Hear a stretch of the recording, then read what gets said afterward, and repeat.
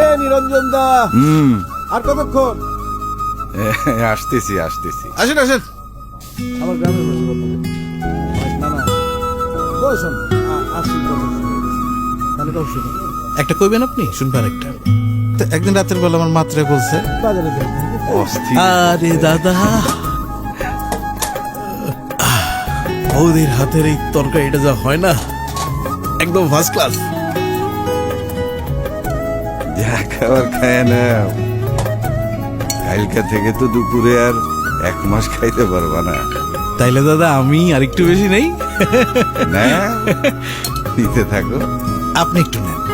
হ্যাঁ। কিন্তু যত যাই বলে, দুপুরবেলা সবাই মিলে একসাথে গল্প করতে করতে খাওয়ার মজাই কিন্তু আলাদা।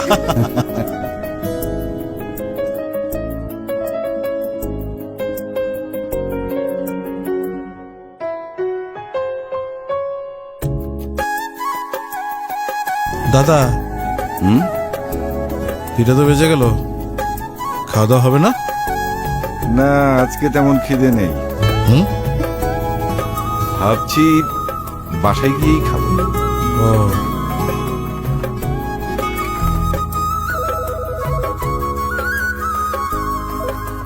হ্যালো, হ্যাঁ বলুন, একটু খবর টবর তোমার বলুন।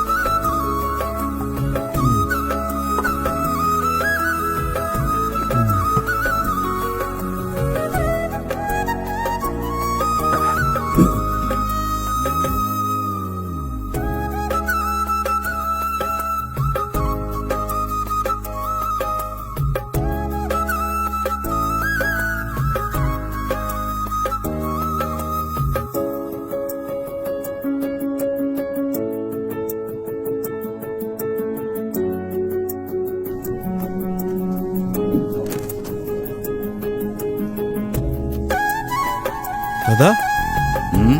দুপুরে খাবেন না? আপনিও কি রোজা রাখা শুরু করে দিলেন নাকি? ধরো এরকমই। হুম? আসলে হয়েছে কি, ভুলে আমার খাবারটা বাড়িতেই ফেলে রেখে আসছি।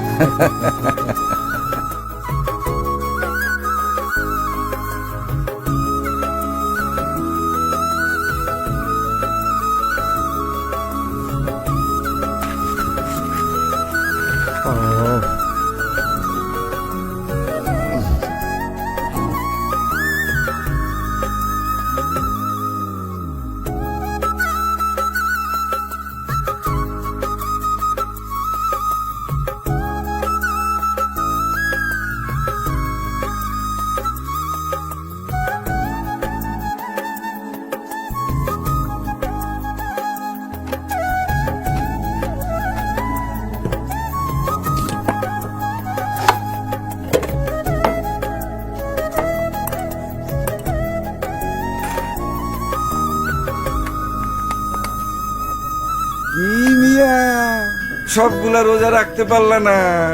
দেখি, উপরওয়ালা চাইলে সবগুলাই হবে। সবগুলো রাখতে চাইলে খাবার আল্লাহ যে। আনলাম, কারণ খাবার তো আমি আমার জন্য আনি নাই, আপনার জন্য আনছি।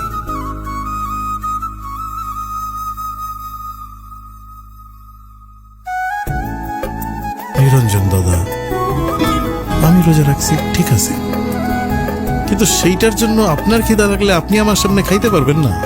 বিষয়টা তো সেরকম না।